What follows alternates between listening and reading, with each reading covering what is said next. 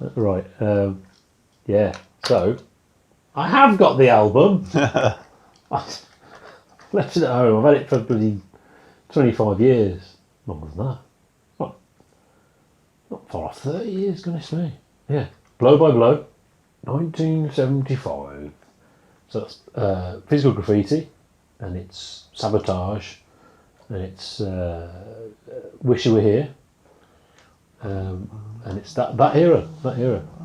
What's going on? It's a good era, that is. It is a good era. I think what else was in 75? Night at the Opera.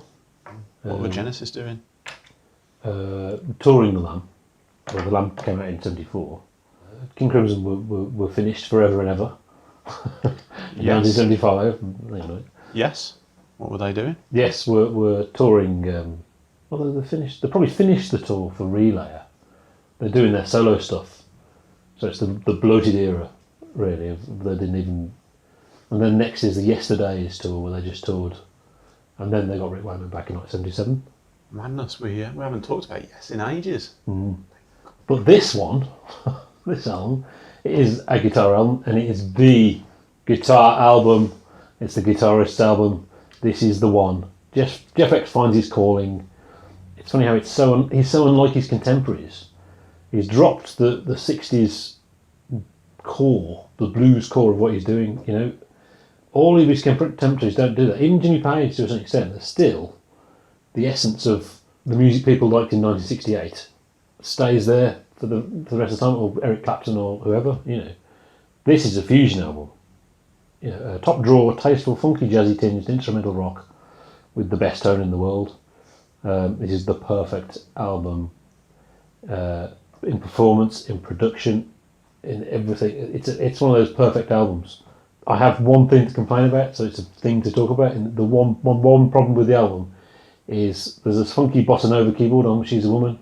I don't mind it, but it's kind of a bit naff. I call it bossa nova, I know it's bossa nova, but it's obviously a Stevie Wonder thing, you know, early keyboards and all that. That's so minor, but it's my only complaint about this perfect album. Produced by George Martin. One of the best albums George Martin has produced. Any album with a song called Constipated Duck that actually sounds like a constipated duck automatically wins anyway. I wish we had the album. I haven't got the album. Was it for me? Yeah. Did you see that clip of Donald Trump being asked about his favourite Bible passage? No, I know he said he's the chosen one. No, it was an interview, and someone asked him, "What's your favourite Bible passage?" And he just completely dodged around. No. Oh, I don't really want to pick one. It's They're all great. They're all great. They're great. And then the other interviewer asked, "Well, are you a New Testament kind of guy or an Old Testament kind of guy?" He goes, "They're both equally brilliant. They're both." I don't know anything. No idea. Why you just didn't turn around and say, "Blessed are the cheesemakers, of course." I mean, that's got to be the go-to. Yeah, if a politician said that, he would be voted for. There'll be a whole swathe of people there that would just automatically vote for them. I don't know why I'm brought on it. I think it's the sort of the Jeff Beck mythology is absolutely fantastic. It's like, you know, in 1968, he had this sort of band together, and this is a guy with an incredible talent. Well, yeah, so he's obviously talented. Yeah. And he's got this reputation, and there almost seems to be this difficulty matching the reputation and the talent to what he's actually producing. And he produced the last one we did was pretty average. Yes. And there's a big gap here. Yes. Yeah. And there's like a bit going on in between. And obviously this album is night and day compared to that. Yeah. So it's almost as if Jeff Beck has gone off into the desert, gone on his wanderings and sort of he's gone his 40 days. Yeah, and he's found it now. He's found his calling. Yeah, exactly. He's found his calling. Yeah. It's like Cool Runnings or the Jesus Story or whatever. Yeah. I mean, he must have been pretty pissed off around about 1968. You know, he did this album. Jimmy Page was involved. He just copied his album. And he's ripping up trees in the States. You know, probably the biggest rock band ever, sort of thing. Yeah. Doing something really new and really influential, and he's sort of like, oh, what the hell happened there? Yeah. Sort of thing. You know, so what's happened between that? Obviously, is it did he progress to this, or was it a sudden change? I think there is a bit of a progression. Yeah. There's a story there. Later on, when I do the history bit, I'll talk about that. There is a. That's why he went there. I think anyway. Right. Okay. I did listen to a couple of things from the intervening times, like Jeff Beck Group. Jeff Beck Group, yeah. Yeah, the last album. Yeah. Yeah. And a few. Actually, I thought that was a better album than Truth. Hell yeah. It's it's much better. It's really good. perfectly listenable. There's some great stuff on there. What you don't get is the sense that there's this great talent in the band. You're not thinking, flipping it, the guitars are good on that. You know, you're not sort of saying, you're not seeing Jeff Beck. The music's not matching his reputation again, and that's what he's struggling to deal with, I think. Yeah. You know, he's playing some pretty. I mean, there are some good things on there, but I mean, at the end of the day, it's very bluesy. Yeah, it is. Yeah, still there. Yeah. Yeah. Then he goes on and forms this like supergroup, is it? What yes. do you call it? With the rhythm section from Vanilla Fudge. That's right. Not the singer from Vanilla Fudge, just the rhythm section. And again, I mean, what's that? There's a song on there. The second song, Lady. Oh yeah. Flipping it. The instrumentation, the playing on that is awesome. Yeah. And it does kind of encapsulate a problem, because if you strip the vocals out of it, there's a great piece of music there. The rhythm section is just awesome. And everything about the song's awesome, apart from the vocals sort of thing. Oh, it's interesting you picked up on that. That's a big thing, though, is that the vocals are kind of crap. They're absolutely. Well, he sings some songs himself. Yeah, I know. Well, and you look at the next song, I think it's called Oh to Love You or something like that. Yes. It's sort of like their attempt at a single or something like that. Yeah. And it's just, so they slow it down to create more accessible music, and all it does is plod, you know. Yeah, and this is the song they need to do right. They don't need to do Lady, because his reputation covers that. Yeah, That's and his true. playing covers that. They need to nail Oh to Love You. They need to nail the singles to catapult him up to where. Yeah, get that. Yeah, why is that not as big as Led Zeppelin? Yeah. I'm sure that's what he's thinking. Well, I'll just do that, and I'll be billion. Yeah. Yeah. So some of the criticisms of Jeff Beck Group Limited was that the material didn't match up to the playing on there. So there's some good playing on the album, And some alright songs. and some all right songs, Yeah. but it didn't add up to anything super special, and there wasn't enough of super Beck. So he's obviously thinking, oh no, I'll get some better players together. That's all I've got to do, Yes. and then it will take off. And that was sort of his experiment. It didn't work. No. He didn't think it. It didn't work. That's true. It's a good album, and there's also a lot album, but it as a thing, it's not a band. It's not going to catapult him, is it? It's not sort of. It's another Jeff Beck album. Yeah. So then he went away and reformed and made this album, and it was literally night and day. It really does balance things a little bit better. Yeah. I thought it's sort of, the playing's there, but so's the material. Yes. And the fact that the vocals aren't there, I think, gives him a bit more room in the mix. Yeah. And that just makes it work. I was really dubious whether I'd actually like, because I said to you, said, well, more instrumental bands. yeah, do you want to do his instrumental period, or do you want to do his vocal period? And I was like, I don't think I'll handle the instrumental period. Completely wrong. This is a great album. Really, really loved it. He's got a thing with what's his face, Stevie Wonder. Yes. Hasn't he? Yes. Good friends. Yeah. But you know the story about Superstitious? Well, didn't Jeff Beck play on Superstitious or something? He didn't play on it, but he was messing around on the drums and played a rhythm, and that was the rhythm to Superstitious. So, but it's inspired Stevie Wonder to come up with the riff basically from his drum pattern. So that's why Stevie Wonder wrote "Because We've Ended as Lovers" for Jeff Beck as a thank you.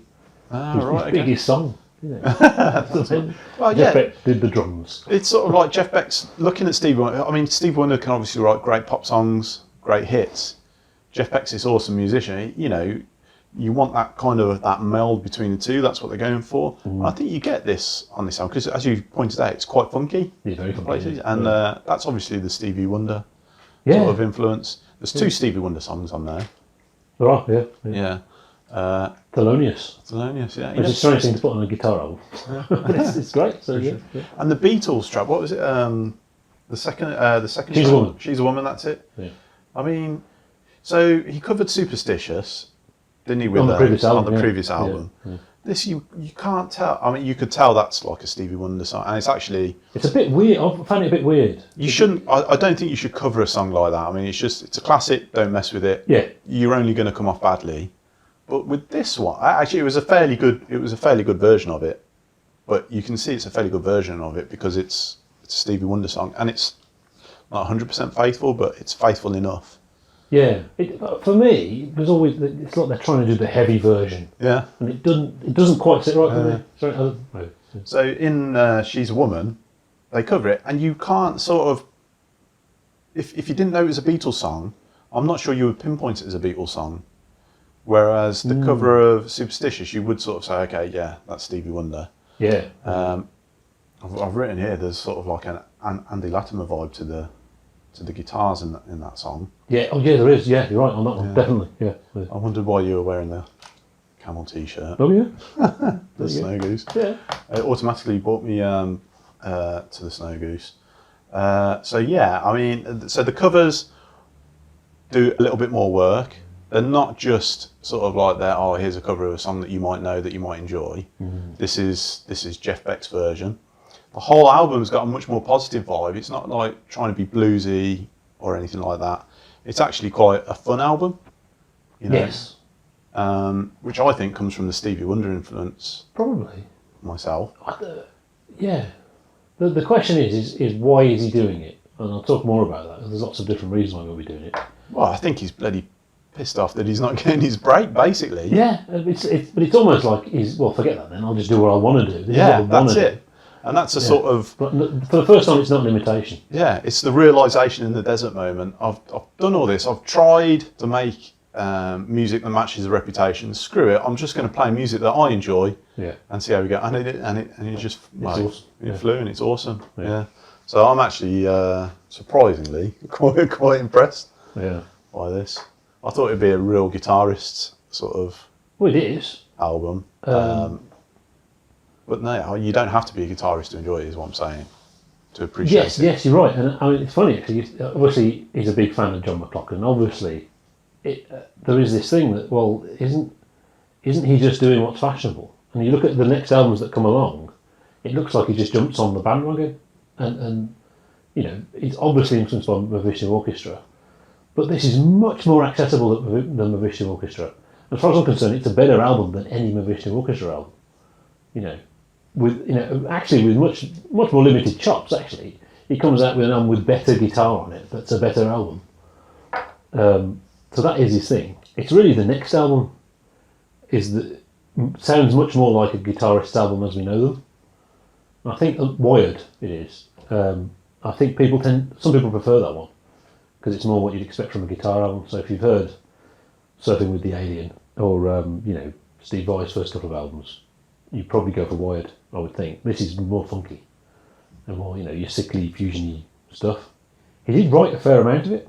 He doesn't always do that. I mean, he often gets songwriters in, but there is a fair amount of co-writing. The only song he wrote himself completely was "Constipated Duck." So I don't know. Maybe the other people write the song title, so you can.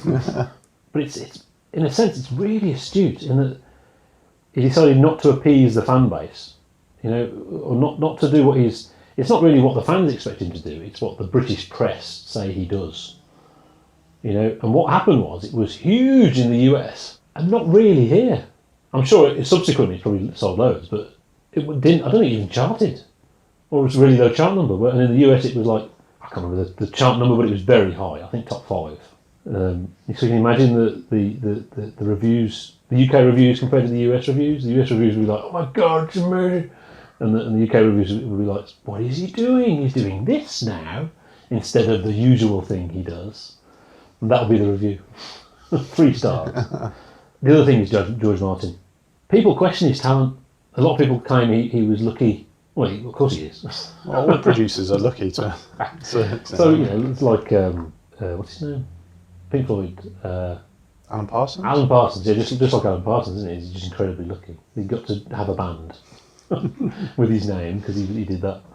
But I don't know. I mean, because George Martin didn't really do much music before the Beatles. He did like the Goons and things like that. Now I see that. I think, yeah, the Goons, the Beatles. I understand that. Yeah. But not everyone sees that. And he literally wrote some of the Beatles' music. That's got to be good enough. He arranged all the lonely people. Where do they all come from?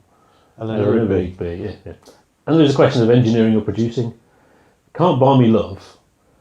The solo has another solo playing in the background, as if that was the guide track and you can hear it. Or I don't know if it's John copying I don't know, maybe.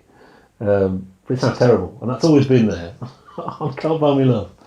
And there's an argument, well, that's not good production, is it? But that's engineering rather than production, I suppose. And the irony is that Hi Ho Silver Lining has the same problem. The guitar solo in Hi Ho Silver Lining is terrible. So I assume it's Mickey Most produced it and made him double track the solo, but he couldn't remember what he'd done. So they don't match. It just sounds rubbish. And yet this, so much clarity, but luxurious. It sounds fantastic. And that helps so much when the music's good as well, It's the very best vehicle for the best guitar tone. And I wonder if actually the technology and the techniques was the same as Abbey Road. It kind of sounds like Abbey Road to me. It's that warm, luscious sound, and you can be quite dark and I Want You, She's So Heavy or whatever, but it still sounds, oh, here comes the sun, So it's the guitarist Abbey Road. And that's the polar opposite of truth, and the thing about truth is obviously that it's got so much clarity, you can hear everything so clearly, but you have to, a mix is a compromise.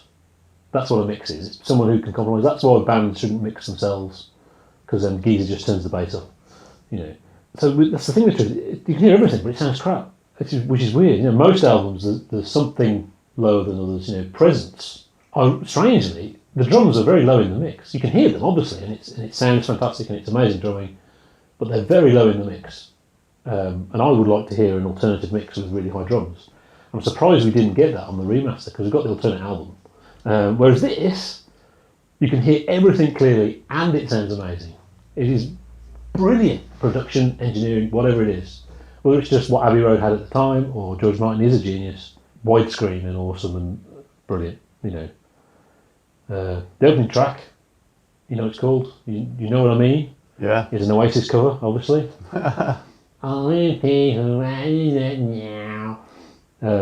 Straight away, oh, this is funky. And then the guitar comes in, oh yeah, and Well, you compare that to sort of like the Led Zeppelin opening tracks, which are supposed to be like a heavy rocker. It's completely different, isn't it? Yeah, he's saying I'm not doing that now. Yeah, it gets you straight in the zone. Yeah, you think the Beck Tapsy album starts with Black Cat Moan. Does it start with Black Cat? I think it does, yeah. And that's obviously, it's a riff song, isn't it? Like How Many More Times or something, that kind of thing, isn't it? Now he's saying, no, stop now. It's weird, I've never heard of the rhythm section. Max Middleton on keys, I know Max Middleton. I've never heard of them before or since, I don't know who they are, but they're brilliant. Yeah, really good. Really, really amazing. I think Scatterbrain is really cool. It's really good. I like the album version. Live, over the years he's played it faster and faster, and it's really fast now. It just sounds ridiculous, which is great, but I'd rather just hear the song. Yeah. If you listen to like the really recent live ones, where they've got the recording equipment, there's no problem with sound. He's completely relaxed. He's got his band know the album, probably have known it growing up, and they play it at lightning speed. I don't know how he plays it so fast, fingerstyle, because this is around this last time he was playing with the pick. Sometime in the 80s maybe he stopped playing with the pick completely. So I don't know how you do it. I don't play it like a bass. Freeway Jam is that's the guitarist's. That's the little riff, the little bit that all guitarists always sneak into little jams. And that's another one that obviously he's played a lot live, and on the live album with I can't remember his name either. Rubbish. Roy Harper. It's Roy Harper. Oh my god. George Martin, Jan Hammer, Chris. It's a bit of a bomb. There we go. Jan Hammer, yeah. Or Jan Hammer. Is it Jan? It's Jan, isn't it? I'd say Jan, yeah. Jan Hammer. Playing Freeway Jam live, and they're doing the car noises, so it's bah, bah, and he goes bah, bah, back at him, and it's really noisy, but it's great. Because We've Ended as Lovers is the guitarist's song, the sound of the guitar, the way and like I said, it literally nothing else matters. Just the way he plays the notes, the way he touches the strings is literally awesome, and it almost nothing else matters. Almost, it is just so awesome, presented perfectly. So yeah, let's talk about the other albums and what came to be, and why I think he did it. So he split up the Jeff Beck group, who did the 2 albums, you know, with Ronnie Wood and singer Rod Stewart. It was just before they were due to play Woodstock, so they would have been on the Woodstock movie, and was straight away apparently was talking to the rhythm section of Vanilla Fudge, and they were going to do a band, and he had a motorbike accident or some sort of accident, so that was delayed. But then he discovered Cozy Powell. So and went to Motown, which is really interesting. I mean, that's something Jimmy Page would never have done. And what they did, first of all, they actually went to Motown and went in, and obviously Cozy Powell's got his drum kit, so he starts taking the drums out, putting his own drum kit in, and this guy comes in and says, "You're looking for the Motown sound? You're just taking it out. You're not supposed to do that. You just leave the drums there, put the mics there, and it sounds right." And apparently they jammed, and it sounded terrible. It sounded awful. So that was abandoned, but he went on to make these albums with Cozy Powell, R&B rock. So even then he had this R&B tinge to it. If anyone thinks Deep Purple invented, with Burn, R&B metal, or Glenn Hughes, Jeff Beck did it first on those albums. They're not amazing albums. It's like you said, they're just good albums. There's 2 of them again. Jeff Beck Group and Rough and Ready. Then that fizzled out, so he got back with Carmen Appice and Tim Boggart again. And like we said, they did the album. It's got Superstitious on it, because Jeff Beck inspired him to write the riff by playing the drum pattern. That album, I took it on holiday with me. I had a tape, because obviously when you go on holiday and things like that, there was only tape players in the cars, so I took tapes. I had a tape of my own band. This was when I was 18, and that album, I've actually never listened to that album again. This was like a 2-week holiday, either your own band or that album again. It's quite a short album, and like you said, it's just not good enough. It didn't lead to gargantuan and success. So I imagine they just did it and I thought, well, that's it then. It wasn't worth continuing, it wasn't worth the effort. And they did a live album, which is really hard to get hold of. I think, maybe it was Japanese only or something. I remember seeing it in HMV. They had it for years in HMV. It was like $29.99. Remember, this is. I bet that's worth loads now. Yeah, I know. But I never bought it because it was like £30. I remember it was there in HMV, the same one. I knew it was the same one. I recognised the label and everything. I got to know it. I never paid £30 in the 90s. You still can't get it. But I do have the Beckology, which I was going to bring. I forgot that as well. Box set and the subtracks on that. So yeah. There's also the other live album, which is really good. The one live with Jan Hammer. That's a better live album anyway. Then, I think this is the key. Okay, after Beck, Boggart and Appice, he was offered to join the Stones. Oh yeah, I heard this. Interesting. And they did jam. He did jam with them for ages. You would have thought it'd be quite a good fit, wouldn't you? They're both sort of like blues background. Exactly, 60s blues rock. But the Stones are rubbish. That's the problem. But it's the Stones, man. It's the Stones, man. The Stones. You do a year with the Stones. Yeah, you see that's you pick something up from it. Yeah, you see how someone he's trapped in his creative box. Yeah. This ain't good enough for me. He can't make that judgment. He can't do it. He's not like focused like Jimmy Page and say, right, well, we'll have a band and I'm going to just I will rule the world. He couldn't do that. He can just play the guitar. I reckon it's a sort of similar thing. Bill Bruford played with Genesis for a while, and sort of Phil Collins is like, oh, look, I knew it was really easy. This is not Bill Bruford's sort of Bill Bruford sing, but Bill Bruford did it. He still did it. He still did. That's the difference, isn't it, between Bruford and yes, Bruford's obviously very business minded. I mean, he's got a degree in accountancy. He knows what side his butter is. I'm sure he's thinking, if I do this, I've been in Genesis and King Crimson and Yes, so now I can go and do jazz. That'll be profitable. Of course, it wasn't actually, and that's why he went back to Yes. Obviously, but yeah. So okay, watch if you watch the Stones live at Hyde Park, they're not even in tune. It's terrible. And obviously it's Stones, they're brilliant, I know, etc. Whatever, blah blah blah. But Jeff Beck is better than that. Yeah, you watch if you watch the ARMS tribute concert, multiple sclerosis, I can't remember what it stands for, ARNS, for Ronnie Lane, I think. You've got the three of them. You've got Clapton and Beck and Jimmy Page. The rest, I think when they went to the US and toured it, they actually played Stairway to Heaven, and all three of them took turns in the solo. So you can find that on YouTube. That's interesting.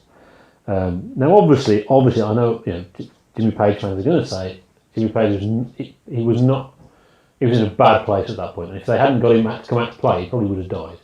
It's that bad, literally. So, yeah, Jimmy Page is not in a good state. But even so, okay, and Eric Clapton, who's completely different to Jimmy Page, and Jimmy Page is in a terrible state. Clapton is just grinning and sort of relaxed, playing some notes. He's drunk, isn't he? Clapton's drunk, but and Jeff Beck is so much better than the other two.